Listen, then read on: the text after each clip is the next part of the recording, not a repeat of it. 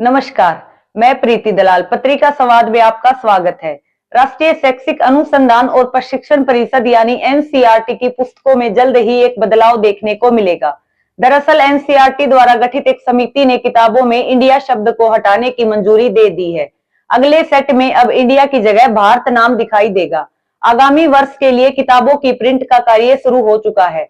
समिति के chairman IAS Isaac ने बताया कि इंडिया शब्द में गुलामी की बू आती थी, इसीलिए ये बदलाव किया जा रहा है। आपको बता दें कि विषय प्रचलन में तब आया जब राष्ट्रपति ने प्रेसिडेंट ऑफ इंडिया की जगह प्रेसिडेंट ऑफ भारत लिखा। इस पर अलग अलग लोगों की अलग अलग प्रतिक्रिया सामने आ रही है।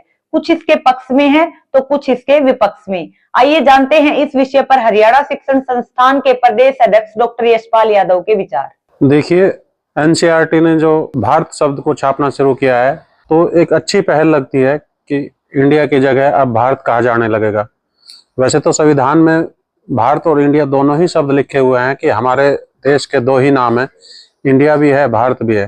तो जहां भारत भी लिखा हो सकता है या इंडिया भी लिखा हो सकता है, उसमें कोई आपत्ति नहीं होती।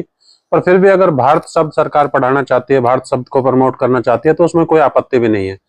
सब तरह से ठीक है, क्योंकि एक देशी शब्द है, हमारे पूर्वजों से लिया गया शब्द है, तो उसमें कोई आपत्ति नहीं होनी चाहिए किसी भी तरह से। वैसे अलग अलग देशों में ये कई सारे ऐसे देश हैं विश्व में जिनके दो दो नाम हैं। जैसे स्पेन के दो नाम हैं, Sweden, Poland, Finland, Germany, Japan, Greece और यूनाइटेड किंगडम, ब्रिटेन। इन सब के दो दो नाम हैं और कई देश ऐसे भी है जिनके तीन तीन नाम भी है। तो उससे कुछ हर्ज नहीं होता कि नाम से कुछ ज्यादा अंतर आने वाला नहीं होता। पर फिर भी अगर सरकार चाहती है कि भारत नाम ही पढ़ाया जाना चाहिए तो उसमें कोई आपत्ति भी नहीं है।